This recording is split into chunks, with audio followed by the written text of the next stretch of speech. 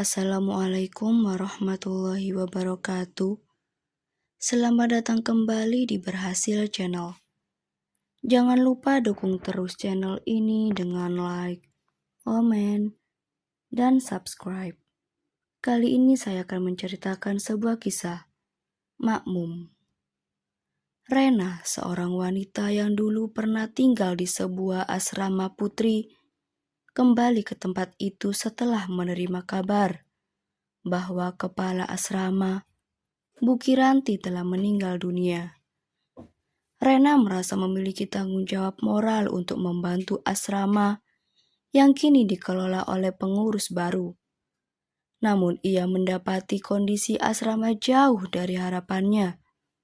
Tempat itu tampak suram, sepi, dan hanya dihuni oleh 3 siswi. Nuril, Risa, dan Surti yang terlihat ketakutan dan tidak nyaman. Ketiga siswi tersebut menceritakan bahwa mereka sering diganggu oleh sesuatu yang tidak kasat mata, terutama ketika mereka sedang sholat. Mereka mendengar langkah kaki, suara aneh, dan bahkan merasa seperti ada seseorang yang menjadi makmum di belakang mereka, meskipun ruang sholat kosong. Rena awalnya menganggap cerita siswi-siswi itu hanyalah ketakutan berlebihan akibat tinggal di tempat yang sunyi dan terpencil. Namun ketika ia sendiri mulai mengalami gangguan, ia mulai memahami bahwa ada sesuatu yang tidak wajar di asrama tersebut. Salah satu gangguan terjadi saat Rena sholat malam di ruang sholat asrama. Ia merasa ada suara langkah kaki di belakangnya. Ketika menoleh, tidak ada siapapun. Gangguan itu terus berulang hingga membuatnya merasa tidak nyaman untuk beribadah sendirian. Sementara itu, para siswi mulai menunjukkan ketakutan yang lebih dalam. Risa, salah satu santriwati, bahkan mengalami mimpi buruk berulang-ulang tentang sosok hitam yang berdiri di belakangnya saat ia sedang sholat. Rena mulai menyelidiki asal-usul gangguan tersebut. Ia berbicara dengan beberapa orang di sekitar asrama dan menemukan bahwa asrama itu memiliki sejarah yang kelam. Dulu salah satu penghuni asrama yang terobsesi dengan ilmu hitam sering melakukan ritual gaib di ruang sholat. Praktik tersebut diyakini telah mengundang makhluk tak kasat mata untuk tinggal di sana. Bu Kiranti semasa hidupnya ternyata sering melakukan doa-doa khusus untuk melindungi para siswi dari gangguan tersebut.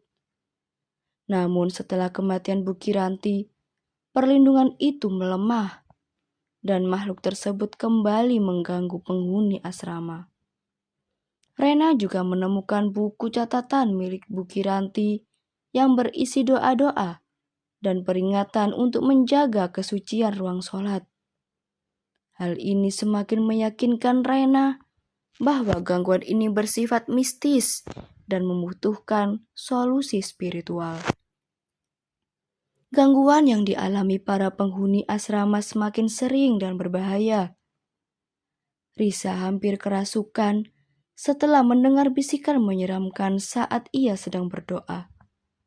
Surti mengaku melihat bayangan gelap berdiri di sudut ruang sholat, mengawasinya dengan kemarahan.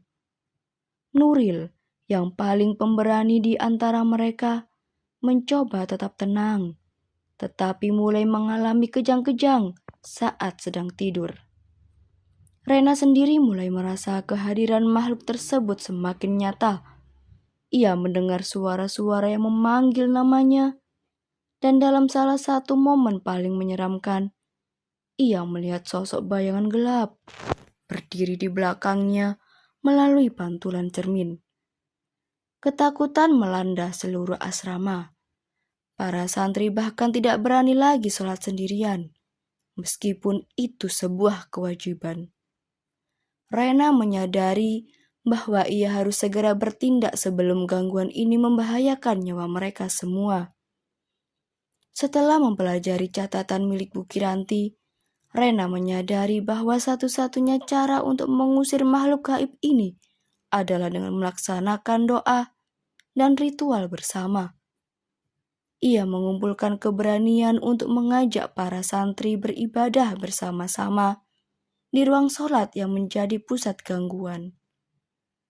Namun ketika mereka mulai melaksanakan ritual tersebut, gangguan menjadi semakin kuat. Lampu-lampu di asrama padam secara tiba-tiba. Suara langkah kaki menggema di setiap sudut. Dan bayangan gelap muncul berkeliaran di ruang sholat.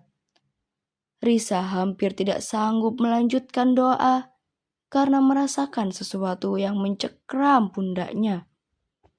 Dalam keadaan genting, Rena memimpin doa kepada para siswi. Ia meyakinkan mereka bahwa hanya dengan kekuatan iman mereka dapat melawan makhluk tersebut. Makhluk tersebut akhirnya menampakkan wujudnya. Ia muncul sebagai sosok gelap tinggi besar dengan mata merah yang menatap tajam ke arahnya.